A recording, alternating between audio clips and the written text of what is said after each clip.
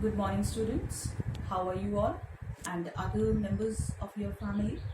As you know, that whole world is suffering with the COVID-19 or coronavirus. The only option we are left with is to stay at home. So though we are all staying at home, though it's a lockdown in the country, our studies, no doubt, they are being affected.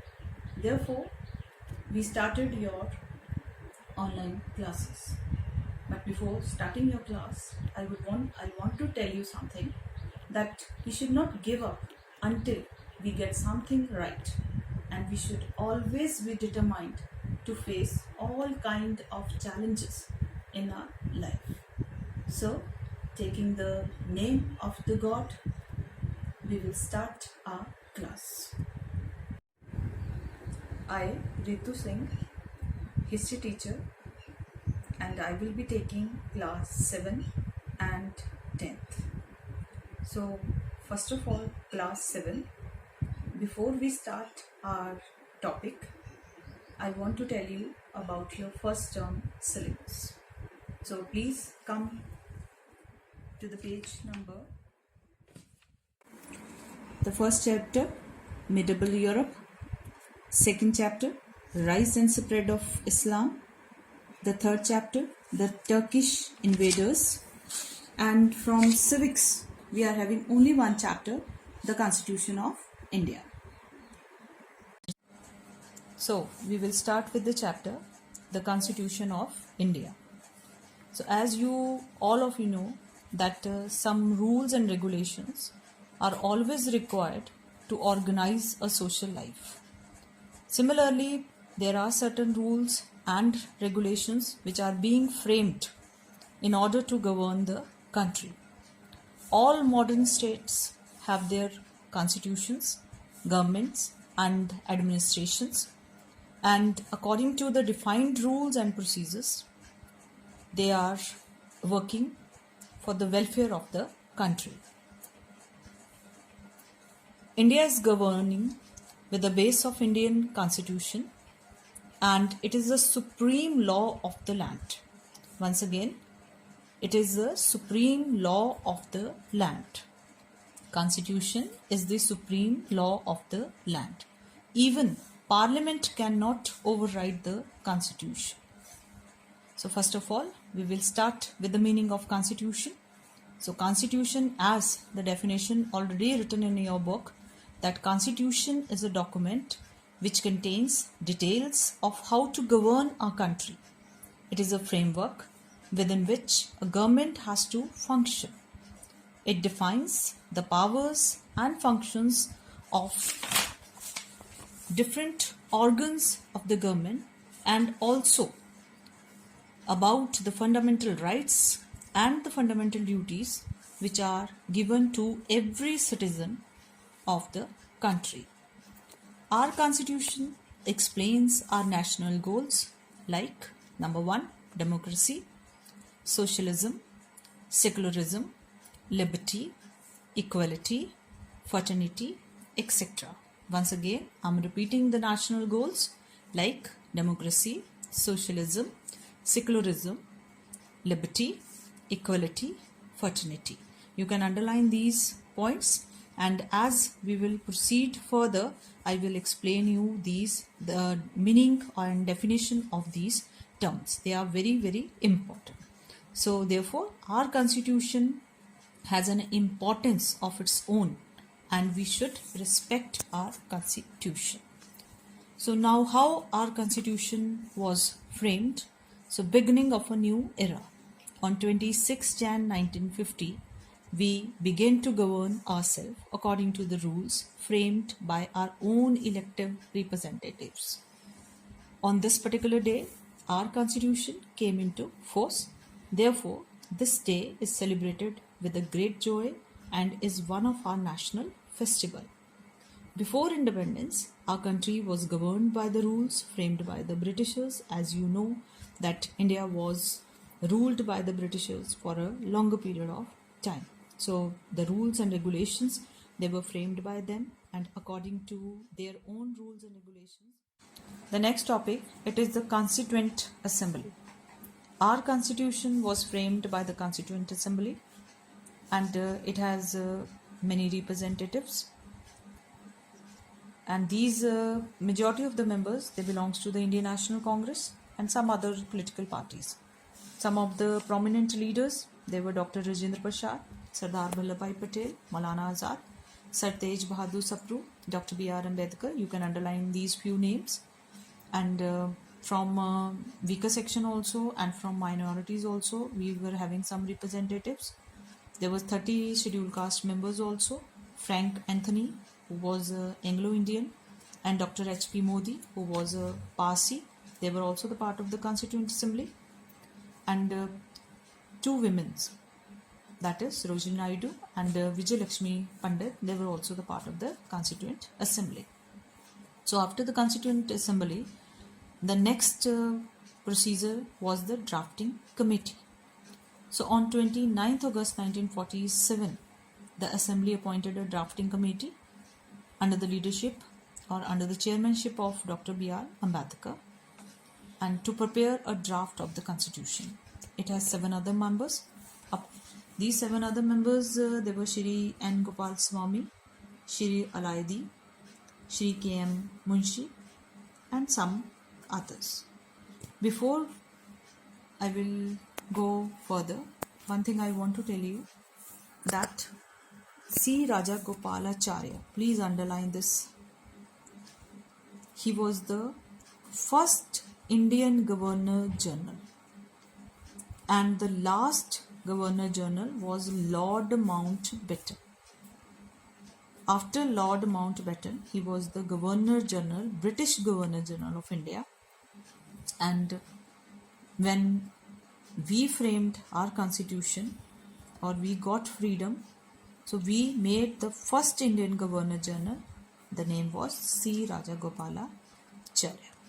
And later this designation, it was abolished because Dr. Rajendra Prasad, he became the first president of our country. So after that, this Governor General post was abolished. Now come to the preamble. The Constitution of India, like many other democratic constitution, they are having the preamble. Now what is the meaning of the preamble? The preamble is an introduction to the constitution. As you know, our constitution is very lengthy. So preamble is or you can say that it is preamble is giving us an introduction about the constitution, or whatever it is written in our constitution. It summarizes its aims and objectives. So the preamble expresses a great deal of meaning in few words. Some 2 parts we will discuss about the preamble. The first part of the preamble includes, please listen properly, sovereign, socialist, secular, democratic, republic. These are the one set of the objectives. And the second part of preamble, it includes justice, liberty, equality and fraternity. Represents the ideals of the state or what is desirable. So it also tells us to what type of political and economic order the country should have. Whenever we are opening the preamble, the opening words of the preamble as follows: we, the people of India. So this line is having a great significance in the preamble. These words affirms that the Constitution has the will of the people behind it. The Constitution is made for the people. The people are its source and strength. It was on behalf of the people of India that their elective representatives framed the Constitution. So some of the important features of the Indian Constitution as given in the green box. Number 1, it's in a written form. Our Constitution is a written Constitution. Secondly, it is the longest Constitution. Third, It is a blend of rigidity and flexibility.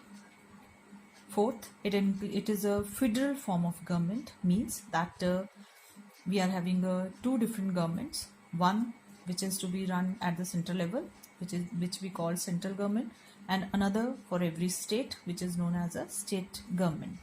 Single citizenship. We are Indian citizen, though we are living in the different parts of the country or different states of the country.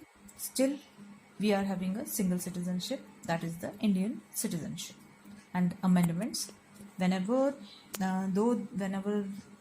Constitution it was made, during that time, whatever the Constituent Assemblies they felt, they made the rules and regulation. But as the time proceed, so if certain amendments are required in the Constitution, they are being made.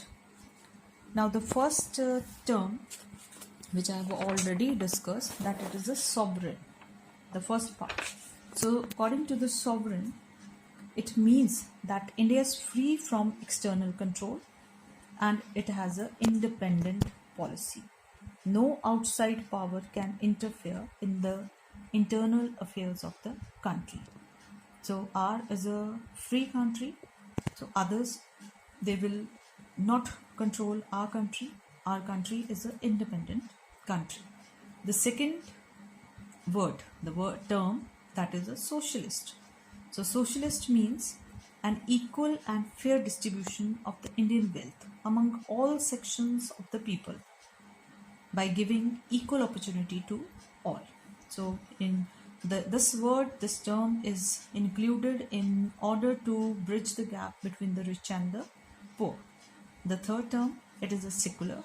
The secular word, it means that India does not have a state or official religion, which means equal treatment to all religion by the state.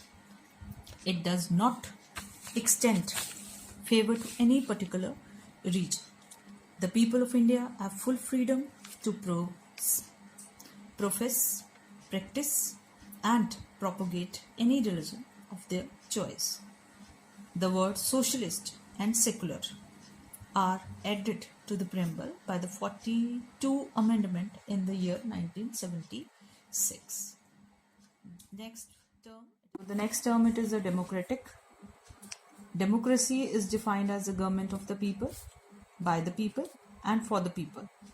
Once again, democracy is defined as a government of the people, by the people and for the people. You can underline these lines. In India, after every 5 years, general elections they are held and the people elect their representative who form the government. Next term, it is a republic. A republic is a state where the head of the state is an elected person and is elected for a definite period. The post of the president is not hereditary. The head of the state in India is the president, who is elected indirectly for the period of 5 years. So these were some of the terms which are being written in the Preamble. Now some of the objectives of the Constitution, or you can say the second part of the Preamble. The first one, it is justice. All the citizens are equal in the eyes of law, irrespective of their caste, gender, race or religion. The Constitution aims to provide social, economic and political justice. Next, it is a liberty. All the citizens are free to enjoy certain rights, that is freedom of expression. Whatever you want to express, you can express. Faith, worship, belief and thought. These are all the terms. The next term, it is equality, means equal. All the citizens have right to get protection of the law without getting discriminated on ground of status, religion, caste, creed or race. All the people living in India, they are having equal rights. So whenever, it's not like that they belong to a particular religion, or they belong to a particular caste, or they belong to a particular creed or race. Everybody will be treated equally in the eyes of the law. Now come to the last term, that is a fraternity. In a country of vast diversity as India, spirit of unity and brotherhood creates the bonding essential for smooth function. So though all of you know that India is a vast country, and in India, one religion people, they are not living. So many people belonging from different religion, caste, creed, they are the part of the country. So all they are having a proper unity, spirit of unity and brotherhood, and they are working together. So students, for today we will do up to this only. Now what's your homework? What you are going to do? You will learn all the terms which are given at the bottom. Okay, like page number 118, some terms are given there. 119, not on 119, 120, then some terms on 121, and no term is given on page number 122. So you have what you have to do, you will learn all these terms, and whatever we have discussed today, that you have to go through. If any doubt, you can underline your doubt, and then I will solve your problem.